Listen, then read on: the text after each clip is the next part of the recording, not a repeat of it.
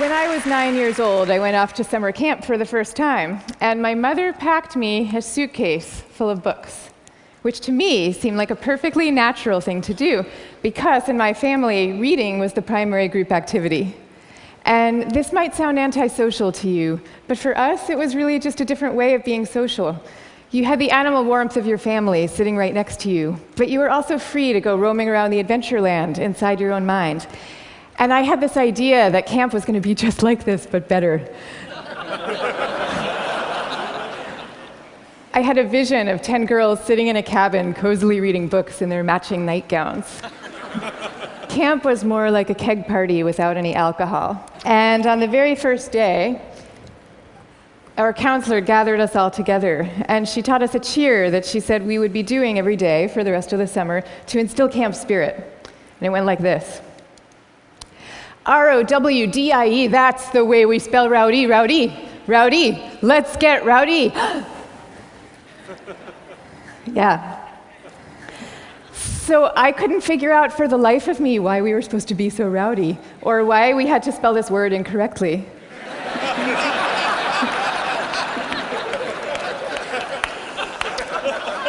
But I recited the cheer. I recited the cheer along with everybody else. I did my best. And I just waited for the time that I could go off and read my books. But the first time that I took my book out of my suitcase, the coolest girl in the bunk came up to me and she asked me, "Why are you being so mellow?" Mellow, of course, being the exact opposite of R-O-W-D-I-E. And then the second time I tried it, the counselor came up to me with a concerned expression on her face, and she repeated the point about camp spirit and said we should all really work very hard to be outgoing. And so I put my books away, back in their suitcase, and I put them under my bed, and there they stayed for the rest of the summer. And I felt kind of guilty about this. I felt as if the books needed me somehow, and they were calling out to me, and I was forsaking them. But I did forsake them, and I didn't open that suitcase again until I was back home with my family at the end of the summer. Now, I tell you this story about summer camp. I could have told you 50 others just like it. All the times that I got the message that somehow my quiet and introverted style of being was not necessarily the right way to go, and that I should be trying to pass as more of an extrovert. And I always sensed deep down that this was wrong, and that introverts were pretty excellent just as they were. But for years, I denied this intuition. And so I became a Wall Street lawyer, of all things, instead of the writer that I had always longed to be, partly because I needed to prove to myself that I could be bold and assertive too. And I was always going off to crowded bars when I really would have preferred to just have a nice dinner with friends. And I made these self-negating choices so reflexively that I wasn't even aware that I was making them. Now, this is what many introverts do, and it's our loss for sure, but it is also our colleagues' loss and our community's loss, and at the risk of sounding grandiose, it is the world's loss, because when it comes to creativity and to leadership, we need introverts doing what they do best. A third to a half of the population are introverts. A third to a half. So that's 1 out of every 2 or 3 people you know. So even if you're an extrovert yourself, I'm talking about your coworkers and your spouses and your children and the person sitting right next to you right now. All of them subject to this bias that is pretty deep and real in our society. We all internalize it from a very early age without even having a language for what we're doing. Now, to see the bias clearly, you need to understand what introversion is. And it's different from being shy. Shyness is about fear of social judgment. Introversion is more about how do you respond to stimulation, including social stimulation. So extroverts really crave large amounts of stimulation, whereas introverts feel at their most alive and they're most switched on and they're most capable when they're in quieter, more low-key environments. Not all the time, these things are an absolute, but a lot of the time. So the key then to maximizing our talents is for us all to put ourselves in the zone of stimulation that is right for us. But now here's where the bias comes in. Our most important institutions, our schools and our workplaces, they are designed mostly for extroverts and for extroverts' need for lots of stimulation. And also, we are living through this belief system. We have a belief system right now that I call the new groupthink, which holds that all creativity and all productivity comes from a very oddly gregarious place.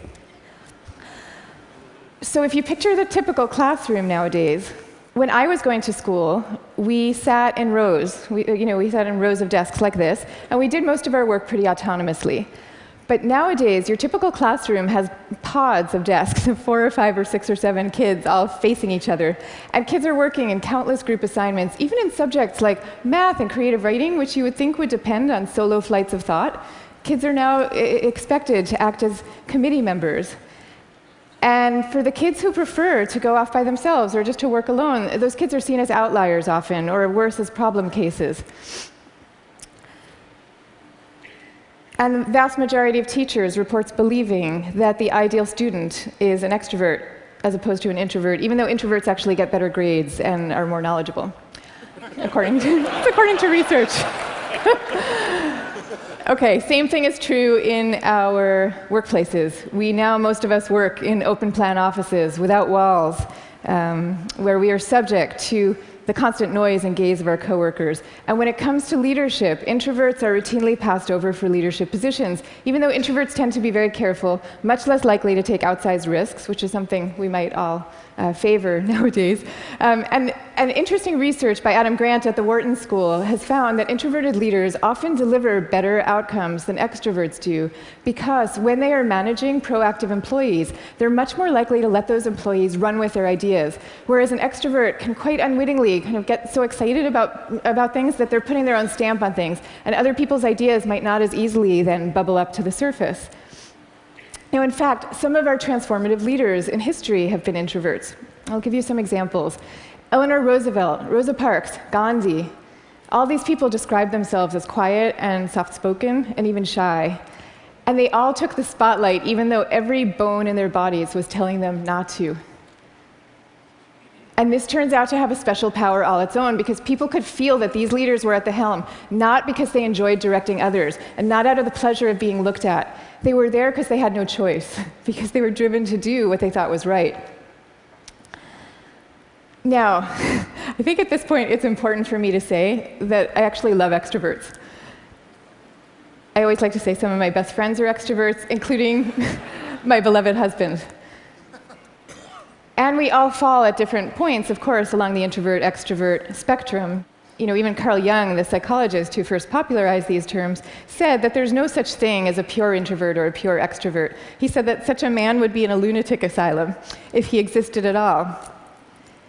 And some people fall smack in the middle of the introvert-extrovert spectrum, and we call these people ambiverts. And I often think that they have the best of all worlds. But many of us do recognize ourselves as one type or the other. And what I'm saying is that culturally, we need a much better balance. We need more of a yin and yang between these two types. This is especially important when it comes to creativity and to productivity, because when psychologists look at the lives of the most creative people, what they find are people who are very good at exchanging ideas and advancing ideas, but who also have a serious streak of introversion in them. And this is because solitude is a crucial ingredient often to creativity. So Darwin, he took long walks alone in the woods and emphatically turned down dinner party invitations. Theodore Geisel, better known as Dr. Seuss, he dreamed up many of his amazing creations in a lonely bell tower office that he had in the back of his house in La Jolla, California. And he was actually afraid to meet the young children who read his books for fear that they were expecting him to be this kind of jolly Santa Claus-like figure and would be disappointed with his more reserved persona. Steve Wozniak invented the first Apple computer sitting alone in his cubicle in Hewlett-Packard, where he was working at the time. And he says that he never would have become such an expert in the first place had he not been too introverted to leave the house when he was growing up. Now, of course, this does not mean that we should all stop collaborating. And case in point is Steve Wozniak famously coming together with Steve Jobs to start Apple Computer. But it does mean that solitude matters, and that for some people, it is the air that they breathe. And in fact, we have known for centuries about the transcendent power of solitude. It's only recently that we've strangely begun to forget it.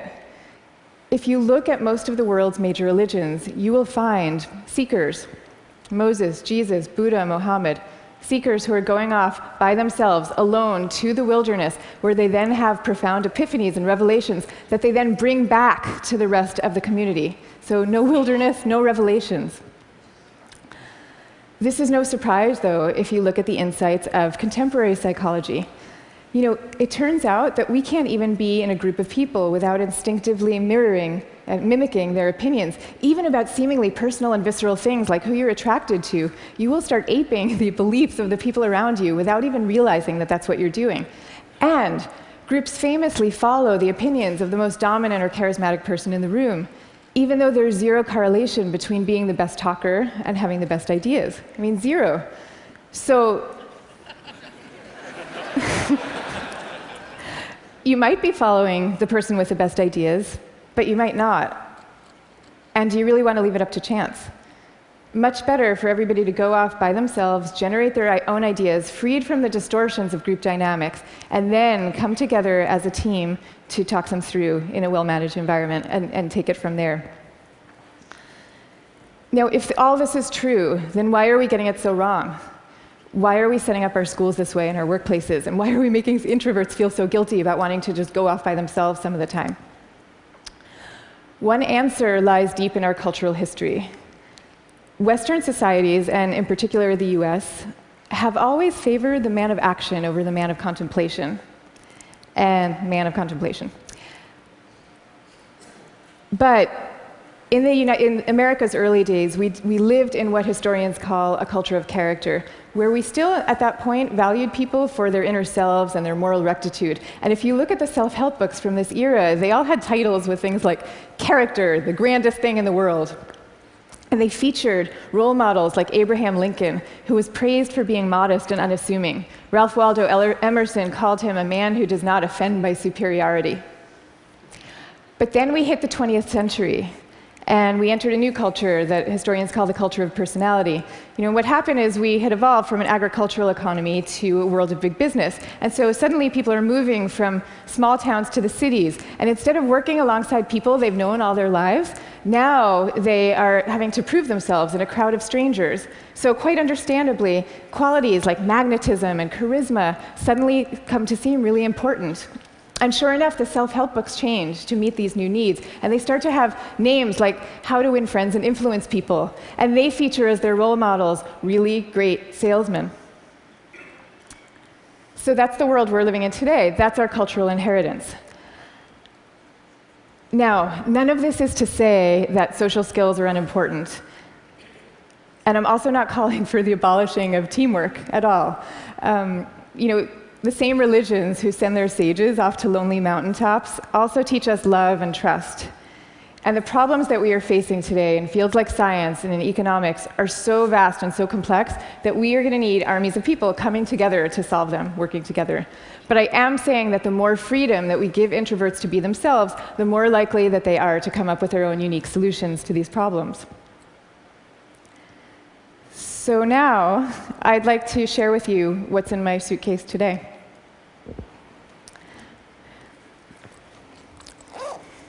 Guess what? Books. I have a suitcase full of books. Here's Margaret Atwood, Cat's Eye. Here's a novel by Milan Kundera. And here's The Guide of the Perplexed by Maimonides. But these are not exactly my books. I brought these books with me because they were written by my grandfather's favorite authors.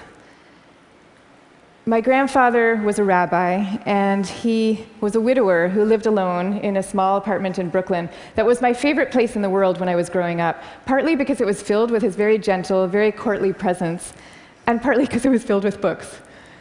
I mean, literally, every table, every chair in this apartment had yielded its original function to now serve as a surface for swaying stacks of books. Just like the rest of my family, my grandfather's favorite thing to do in the world was to read. But he also loved his congregation, and you could feel this love in the sermons that he gave every week for the 62 years that he was a rabbi. He would take the fruits of each week's reading, and he would weave these intricate tapestries of ancient and humanist thought, and people would come from all over to hear him speak. But here's the thing about my grandfather. Underneath this ceremonial role, he was really modest and really introverted, so much so that when he delivered these sermons, he had trouble making eye contact with the very same congregation that he had been speaking to for 62 years. And even away from the podium, when you called him to say hello, He would often end the conversation prematurely for fear that he was taking up too much of your time. But when he died at the age of 94, the police had to close down the streets of his neighborhood to accommodate the crowd of people who came out to mourn him. And so these days, I try to learn from my grandfather's example in my own way.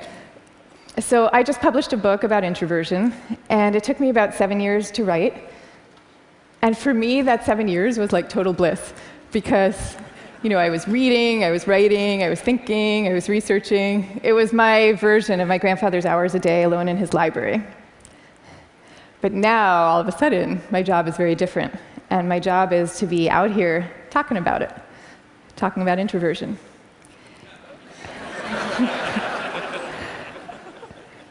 And that's a lot harder for me, because as honored as I am to be here with all of you right now, this is not my natural milieu. So I prepared for moments like these as best I could. I spent the last year practicing public speaking every chance I could get, and I called this my year of speaking dangerously. And that actually helped a lot. But I'll tell you, what helps even more is my sense, my belief, my hope, that when it comes to our attitudes to introversion and to quiet and to solitude, we truly are poised on the brink of dramatic change. I mean, we are. And so I am going to leave you now with 3 calls for action for those who share this vision. Number 1, stop the madness for constant group work. Just stop it. Thank you. And I want to be clear about what I'm saying, because I deeply believe our offices should be encouraging casual, chatty, cafe-style types of interactions, the kind where people come together and serendipitously have an exchange of ideas. That is great. That's great for introverts, and it's great for extroverts. But we need much more privacy, much more freedom, much more autonomy at work. School, same thing. We need to be teaching kids to work together, for sure. But we also need to be teaching them how to work on their own. This is especially important for extroverted children, too. They need to work on their own because that is where deep thought comes from, in part. Okay, number 2, go to the wilderness. Be like Buddha. Have your own revelations. I'm not saying that we all have to now go off and build our own cabins in the woods and never talk to each other again. But I am saying that we could all stand to unplug and get inside our own heads a little more often. Number 3, take a good look at what's inside your own suitcase and why you put it there. So extroverts, maybe your suitcases are also full of books, or maybe they're full of champagne glasses or skydiving equipment. Whatever it is, I hope you take these things out every chance you get and grace us with your energy and your joy. But introverts, you being you probably have the impulse to guard very carefully what's inside your own suitcase. And that's okay. But occasionally, just occasionally, I hope you will open up your suitcases for other people to see, because the world needs you and it needs the things you carry. So I wish you the best of all possible journeys and the courage to speak softly. Thank you very much. Thank you. Thank you. Thank you.